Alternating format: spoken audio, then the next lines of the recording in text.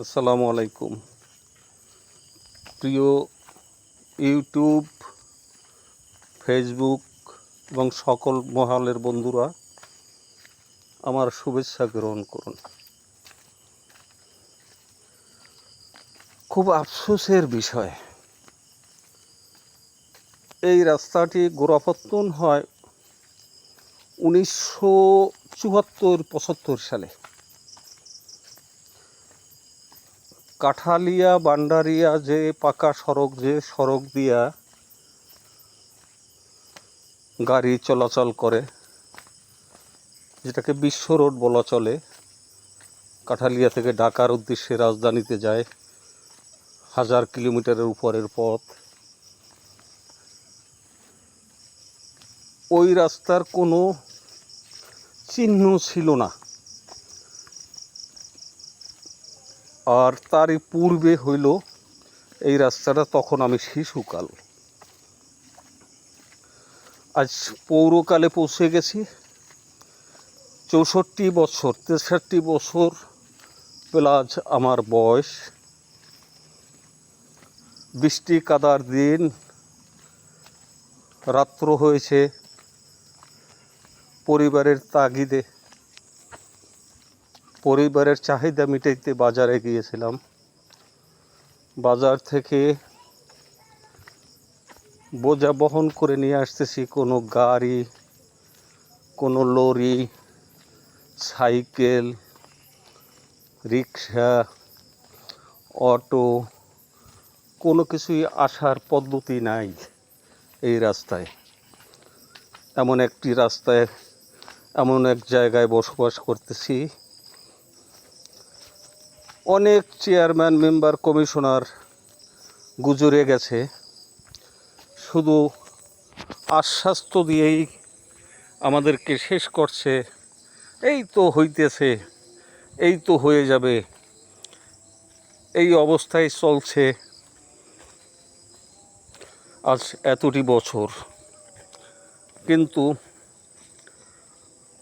কোনো কাজের সূত্র দেখি না, কোনো কাজের উপস্থিতি দেখি না।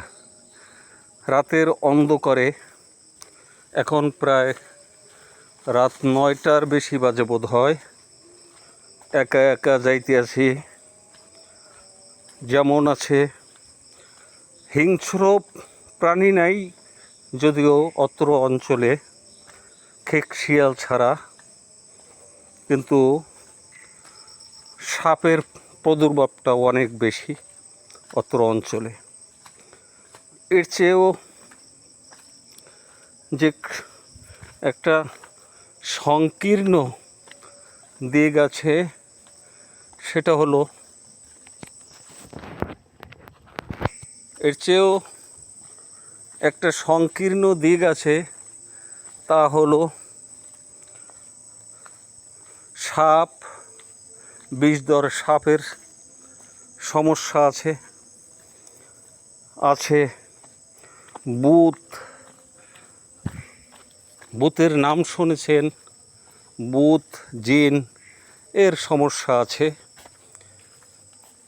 অনেক দিন এ থেকে ভয়ভীতিও পেয়েছি, ভয়ভীতি দেখাইছেও, কিন্তু কি করব, উপায় নাই। উপায় নাই বলেই এই অন্ধকার রাত্রে একাকী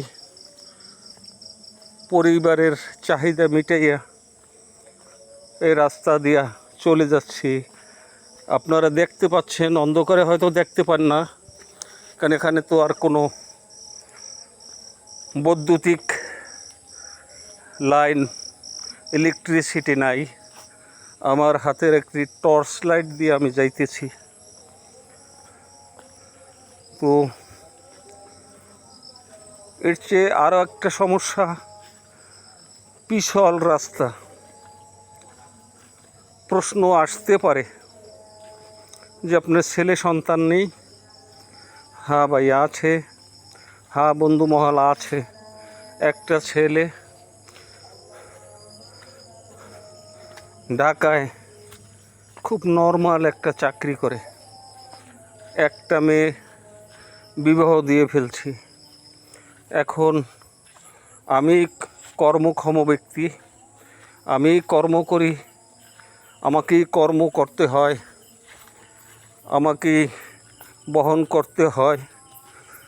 যে বোঝা আমার বহন করার কথা না, সে বোঝাটিও আজ আমাকে বহন করতে হয়। যদিও আমার বয়স বেড়েছে, শক্তি বাড়েনি, শক্তি কমে গেছে। বয়স বেড়েছে, শক্তি কমে গেছে।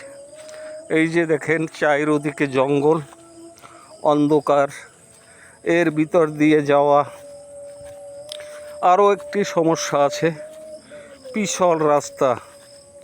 এই পিছল রাস্তা দিয়া যে কোনো সময় আমি যদি পড়ে যাই, তাহলে আমার শারীরিক যে সমস্যাটা তৈরি হতে পারে, যে জিনিসটা আমি সবসময় অবলোকন করি, সেটা হলো স্ট্রোক করার সম্ভাবনা থাকে। মানুষ আমি দেখেছি, বয়স্ক লোকেরা একটি আছাড় খেয়েছে, একটি ধাক্কা খেয়েছে, একটি হোঁচট খেয়েছে, আপনারা যে বাসায় বলুন না কেন। আমি অবলোকন করেছি, আমি দেখেছি অনেক বয়স্ক লোক হোঁচট খেয়েছে, ধাক্কা খেয়েছে, আছাড় খেয়েছে। আপনারা যে বাসায় বোঝেন সেই বাসায় বুঝতে পারেন। খাওয়ার পরে সে একটি সাইড অবশ হয়ে গেছে, স্ট্রোক করে ফেলেছে। আমার তকদিরে কী আছে আমি জানি না। এই রাতের বেলা আমি রওনা করলাম পরিবারের চাহিদা মেটাতে। সারাদিন কাজ করলাম, কাজ থেকে যে আর্নিংটা হয়েছে, সেই আর্নিং দিয়া রাতের বাজার সংগ্রহ করতে গেলাম। কেননা আগামী দিন তো আমার আবার সুযোগ নেই দিনের বেলা বাজার করতে যাওয়ার। কেন দিনের বেলা আমাকে আবার কাজে যাইতে হবে, পেটের তাগিদে, পরিবারের তাগিদে। তাই কষ্ট হলেও এই রাতের বেলা আমাকে বাজারটা নিয়ে আসতে হইতেছে। বাজারটা আমার বাড়ির কাছে নয়, বাড়ি থেকে প্রায় 2 কিলোমিটারের বেশি এই পথটুকু হেঁটে যাওয়া আসা করতে হয়। জানি না আর কতদিন বাঁচব, তকদিরে কি আছে, ভাগ্যে কি আছে, এক সৃষ্টিকর্তা পরওয়ারদিগার তিনিই জানেন। আর কতদিন এভাবে আমাকে চলতে হবে, কতদিন আমাকে এভাবে পরের কাজ করে টাকা রোজগার করে জীবন নির্বাহ করতে হবে, জীবন নির্বাহ করতে হবে আমার পরিবারের। আমি আপনাদের কাছে দোয়ার দরখাস্ত রাখলাম, সবাই আমার জন্য দোয়া করবেন। আল্লাহ যেন যতদিন দুনিয়ায় বাঁচাইয়ে রাখেন, ততদিনে যেন আমাকে সুস্থ রাখেন, ততদিন যেন আমাকে সুস্থ রাখেন, ভালো রাখেন। মানুষের কাজ কর্ম করে যেন আমি কিছু উপার্জন করতে পারি, আমার পরিবারের পাশে দাঁড়াইতে পারি। বন্ধুরা, আজ আর কিছু বললাম না, আজকে এ পর্যন্তই সমাপ্তি। আমার জন্য সকলে দোয়া করবেন, আমিও আপনাদের জন্য দোয়া করি। সকলে ভালো থাকুন, শুভরাত্রি।